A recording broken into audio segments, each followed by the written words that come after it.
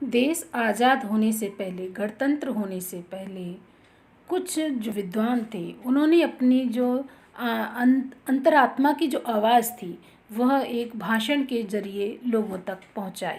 तो इसी तरह से डॉक्टर भीमराव अंबेडकर ने जो गणतंत्र होने से पहले जो स्पीच दी थी उसमें उन्होंने कहा 26 जनवरी 1950 को हम विरोधाभासों से भरे जीवन में प्रवेश करने जा रहे हैं। राजनीति के मामले में हमारे यहाँ समानता होगी, पर आर्थिक और सामाजिक जीवन असमानताओं से भरा होगा। राजनीति में हम एक व्यक्ति एक वोट और हर वोट का समान महत्व के सिद्धांत को मानेंगे। अपने सामाजिक और आर्थिक जीवन में हम अपने सामाजिक और आर्थिक ढांचे के कारण ही एक व्यक्ति एक वोट के सिद्धांत को नकारना जारी रहेंगे। हम इस विरोधाभासपूर्ण जीवन को कितने लंबे समय तक जीते रहेंगे? हम अपने सामाजिक और आर्थिक जीवन में कब तक समानता को नकारते रहेंगे? अगर यह नकारना ज़्यादा लंबे समय तक चला तो हम अपने राजनैतिक लोकतंत्र को ही संकट में डालेंगे। ये कथन उनका गणतंत्र होने से पूर्व का था। उसके बाद अब हम एक कथन और उस पर विचार कर लेते हैं जो कि जवाहरलाल नेहरू के द्वारा कहा गया था।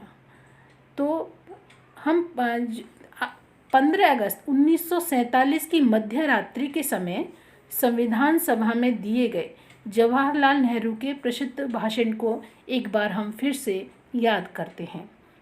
उन्होंने कहा, वर्षों पहले हमने अपनी नियति के साथ साक्षात्कार किया था और अब वक्त आ गया है कि हम अपने वादों पर अमल करें, पूरी तरह या हर तरह से नहीं तो काफ़ी हद तक। घड़ियां जब ठीक मध्य रात्रि का घंटा बजाएंगी, जब सारी दुनिया सोती होगी, तब भारत नए जीवन की शुरुआत करेगा, आज़ाद होगा।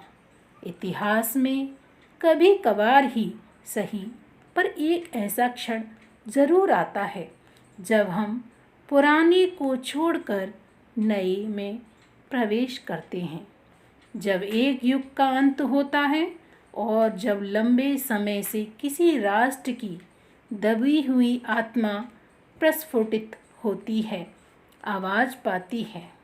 ऐसे पवित्र क्षण में हम अपने आप को भारत और उसके लोगों तथा उससे भी अधिक मानवता की सेवा में समर्पित करें। यही हमारे लिए उचित है। आज़ादी और सत्ता जिम्मेदारियां लाती हैं।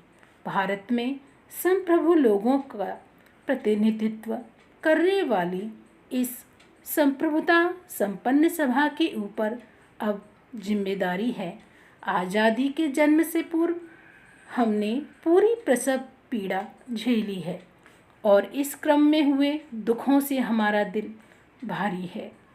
इसमें कुछ दर्द अभी भी बने हुए हैं, फिर भी इतिहास अब बीत चुका है और अब भविष्य हमें सुनहरे संकेत दे रहा है। यह भविष्य बहुत आराम करने या सुस्ताने का नहीं, बल्कि उन वादों को पूरा करने के लिए निरंतर प्रयास करने का है जिन्हें हमने अक्सर किया है। और एक शपथ हम आज भी लेंगे, भारत की सेवा का। भारत की सेवा करने का अर्थ है दुख और परेशानियों में पड़े लाखों करोड़ों लोगों की सेवा करना। इसका अर्थ है दरिद्रता का, अज्ञान का, बीमारियों का, अवसर की असमानता का अंत। हमारे युग में महानतम आदमी की कामना हर आँख से आंसू पोंछने की है। संभव है यह काम हमारे भर से पूरा न हो, पर जब तक लोगों की आंखों में आंसू है, कष्ट है, तब तक हमारा काम खत्म नहीं होगा। ऐसे विचार हमें आज भी उन दिनों की स्पष्ट याद दिला